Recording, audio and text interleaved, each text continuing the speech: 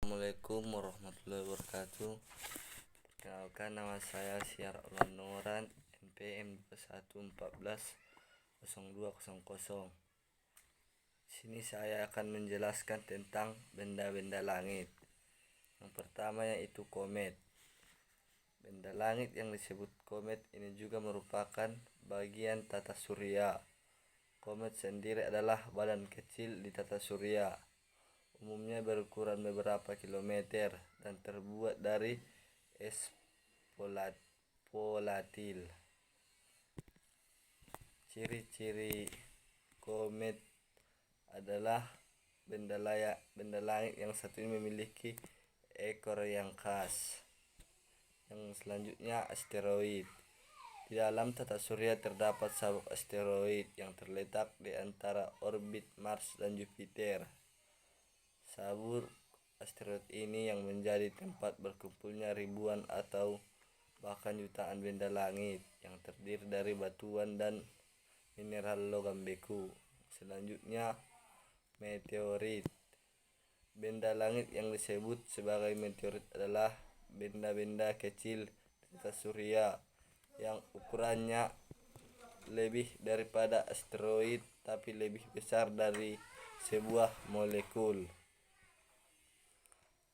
Selanjutnya, meteor dapat menampakkan jalur jatuhnya meteorit ke atmosfer bumi. Selanjutnya, bumi dan lapisannya. Pengertian bumi adalah suatu planet yang memiliki urutan ketiga dari matahari dan planet terbesar kelima dari semua planet yang ada di tata surya. Bumi mempunyai sebutan lain yaitu benua biru karena jika dilihat dari luar angkasa, planet bumi mempunyai warna dominan biru. Lapisan-lapisan yang ada di bumi. Yang pertama yaitu kerak bumi. Lapisan bumi yang paling luar disebut dengan kerak bumi. Lapisan ini dikelompokkan menjadi dua yaitu kerak benua dan kerak samudra.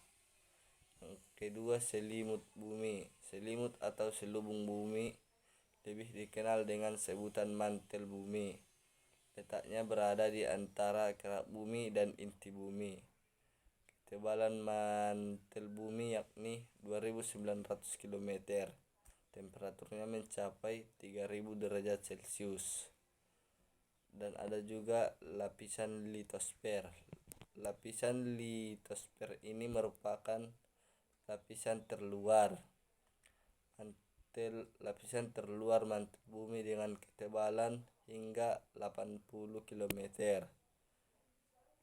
Dan lapisan astenosfer ini lapisan terbentuk bawah lapisan litosfer dengan ketebalan. Yang selanjutnya lapisan astenosfer.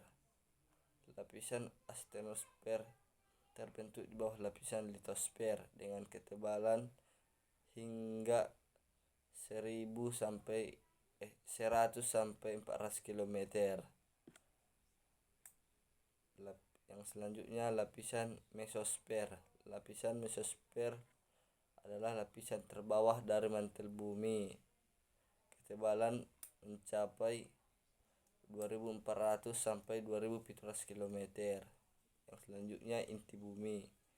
Inti bumi merupakan lapisan bumi paling dasar. Ketebalan lapisan ini mencapai 3500 km dengan lapisan inti luar setebal 2000 km.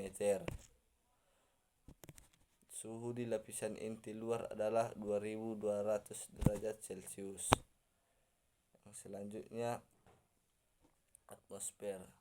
Atmosfer terdiri atas nitrogen sebesar 21%, nitrogen sebanyak 78%, dan sebagian kecil karbon dioksida, air serta jenis gas lainnya.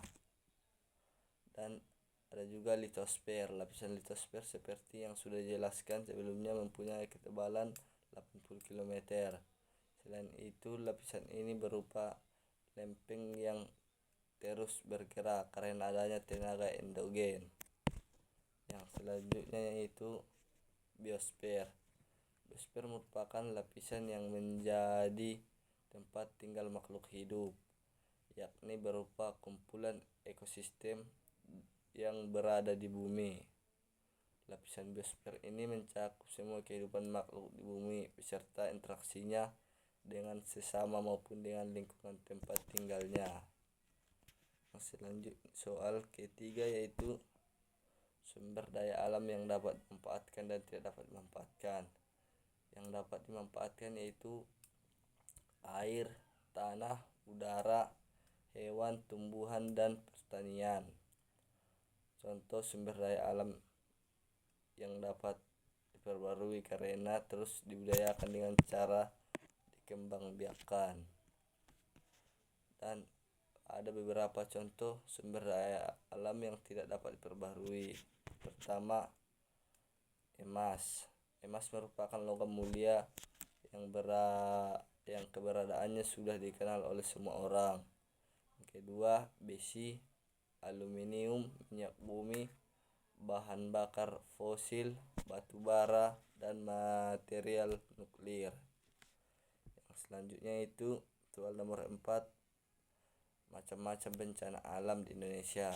Yang pertama, gempa bumi. Gempa bumi adalah getaran atau guncangan di permukaan bumi dan akibat oleh tumbukan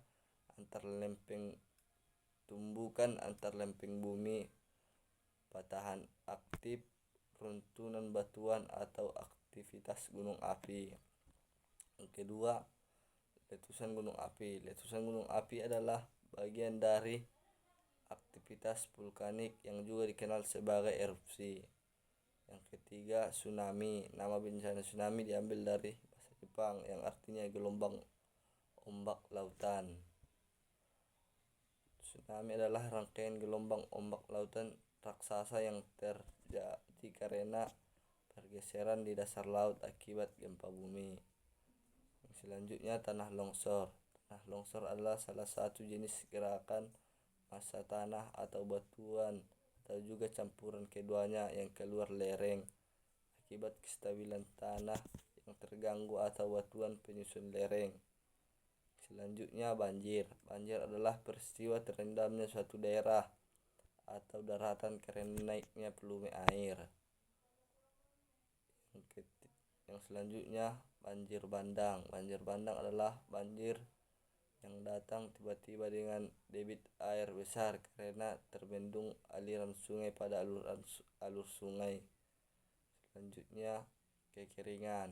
Kekeringan adalah keadaan di mana jumlah ketersediaan air jauh di bawah yang dibutuhkan untuk hidup, bertani, dan kegiatan lingkungan maupun ekonomi.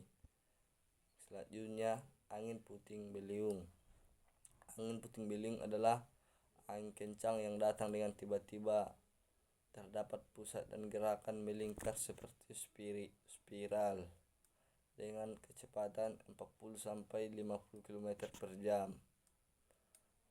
Yang terakhir yaitu gelombang pasang atau badai. Gelombang pasang atau badai adalah gelombang tinggi akibat efek siklon tropis di sekitar wilayah Indonesia dan berpotensi besar menimbulkan bencana alam.